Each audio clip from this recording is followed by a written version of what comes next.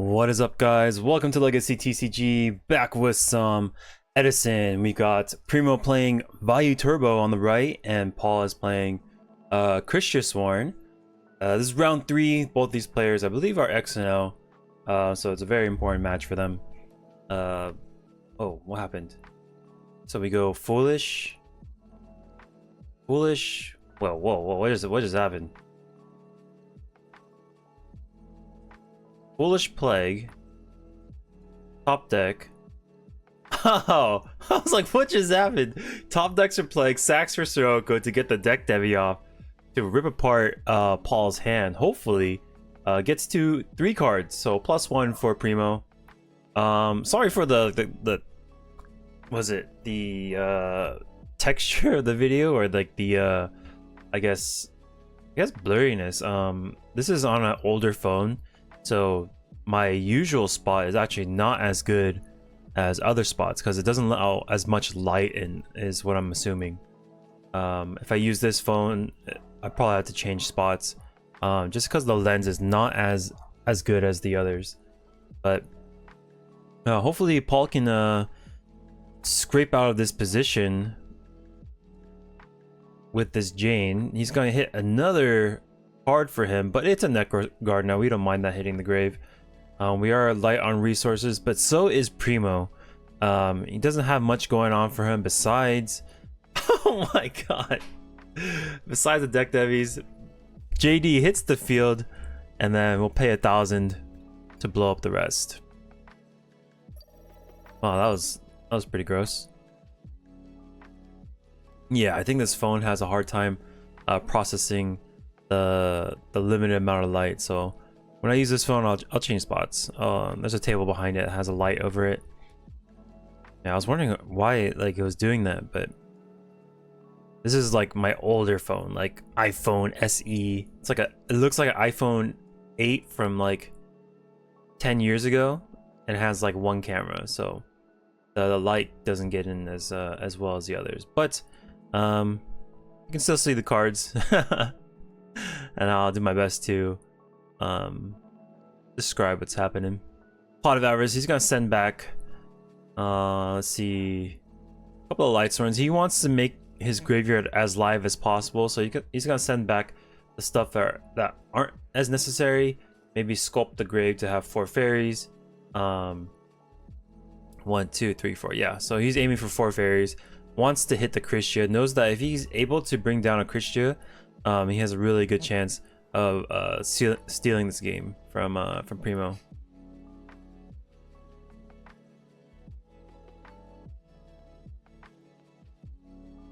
Gold Sarcophagus. Maybe you can just straight up search for it. Search for a Kristya, 2 turns, drop something. No, he's gonna go for the tempo to get that +1. Lumina will hit the field. What do we get? Hey, just pitch Arcus, get Arcus? Yeah.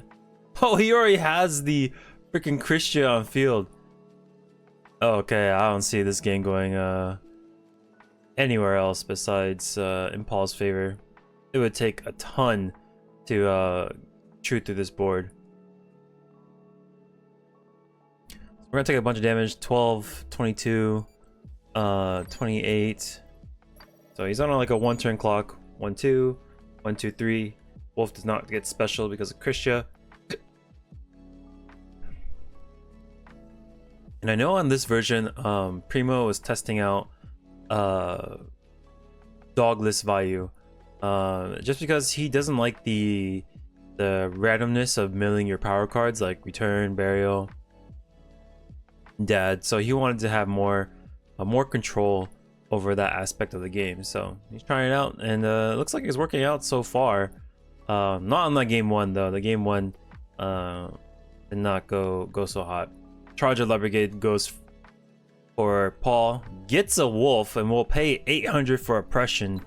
Yikes, that's pretty devastating. Luckily for Lightsworns, they are one of the best back row removal decks in the game, because they have like 2 to 3 Lila in the deck. Even that Breaker is an additional pop as well. So as long as he's able to find those cards, there's that Lila. That Lila has to fight that back row as well. So it's kind of scary. There's the bottomless. All right, one Lila down. If he can stick the suppression, get some Vayu summons on the field, might be in a good position. Might be chilling. Rhoda.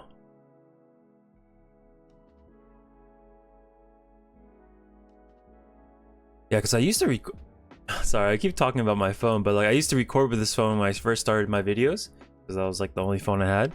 But I didn't use this spot because the phone needed light, and I forgot about that aspect. Okay, Greffer. Pitch Sirocco, that will get the Vayu. Most likely Vayu, just because it doesn't interact with Royal Oppression. And then we can just pour on some gas. The only thing that I'd be really scared of is a Gore's in Paul's hand. So he's not gonna go super far. Just a 17 poke. See what's up. And I'll pass the turn.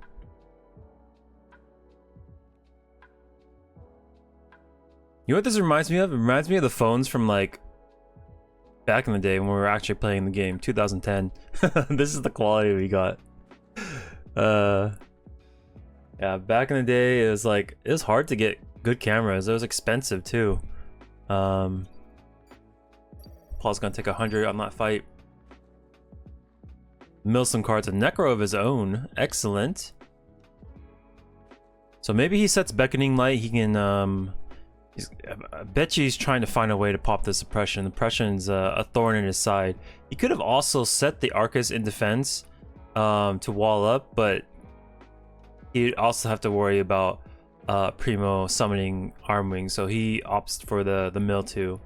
And maybe that's like a Beckoning Light, Threatening Roar. Could be Mirror Force too. So alright, so he pitches for Elfin to get a bigger monster, swinging over this Arcus for 2.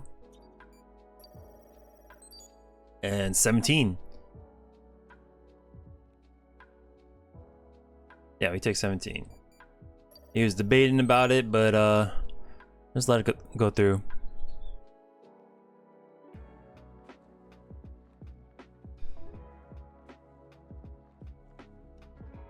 Set another card. Royal Decree will turn off that oppression. Alright. The floodgate has been stopped with another kind of floodgate for traps. And let's see what he can do with this. Summon Lumina. Pitch. You can... Let's see. I guess you could get a wolf for damage.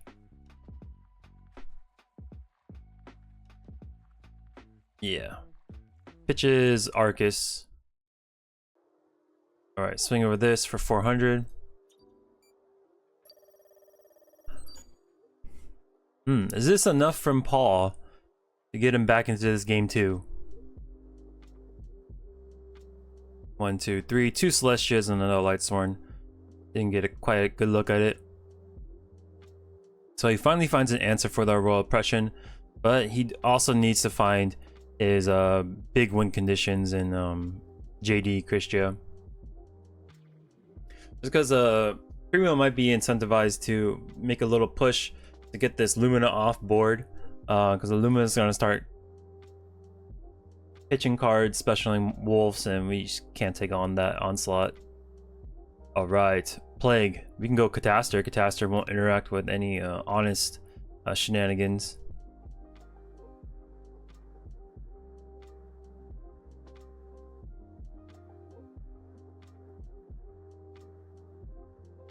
Sweet. Catastor. It's the field.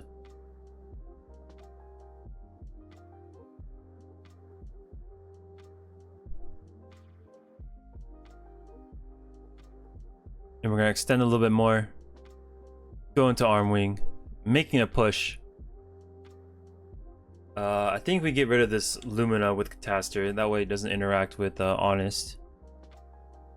I guess you could check first too with Armageddon Knight. Okay, 400. We don't have to waste our attack. He's gonna Necro this wolf. And then, yeah, this is to stem off some bleeding. Keep him above 1,000 life points essentially. All right, just has a set. Maybe it's a Dyna. Dyna would be fantastic, but I don't think Primo's gonna let him get there. Oh my god, Dark Arm Dragon hits the field. Yeah, that was a Brio plus Dark Arm Dragon out of nowhere. Primo ends that game in style. Okay, Paul gets to go first, gets the jump over Primo with the draw one on that first turn. Aaron, 1, 2, 3. Hits a Necro, not bad. We can protect this Aaron for another turn, maybe get another mill going. And the thing with the Vayu Turbo is it can grind through games really well, and can also be very explosive, depending on the hand. If you have hands like Greffer plus Dark Arm Dragon, like they can drop it first turn. It's pretty insane. Yeah, so pitch Sirocco, send Vayu, special summon Armwing. Okay.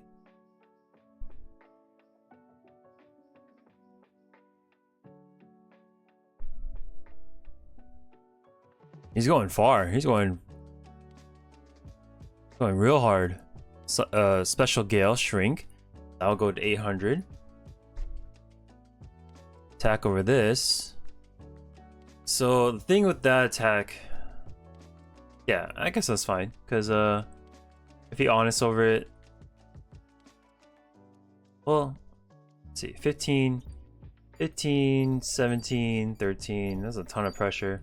Actually, this is really good. This is what you want to do against Lightsworns, is you want to apply as much pressure as possible, and then don't give them an opportunity to mill to get to their 4 fairies, 4 Lightsworn names, all that stuff. Don't give them a body for Celestia. Alright, Heavy Storm deals with Royal Oppression. He's gonna set one. Maybe a Raikou. Could be a Dyna too. Dyna would be very dangerous. He's got Rhoda for Armageddon Knight. Pitch a Dark. That is 3 Darks. He has the Dark Arm Dragon. It would seal. Yeah, and there it is. Dark Arm Dragon to steal the game again. Game 3. Just like in game 2. The board look almost identical, except like there's like a Brio on the other board. Yeah, this is essentially the explosiveness I was talking about with Vayu. A lot of graveyard manipulations with Armageddon Knight, Dark Greffer. His version runs Foolish, so you can add another Dark in there. And if he has that Dark Arm in hand, he's gonna get to 3 very, very easily. If you want to play a Dark Arm Dragon deck, play this deck. They are probably the best deck to ever facilitate the Big Daddy Dark Arm. Paul's like, what the hell, man? Anyways, a really good set. If you guys like the videos, make sure to hit that subscribe button, and I'll catch you on the next one. Peace.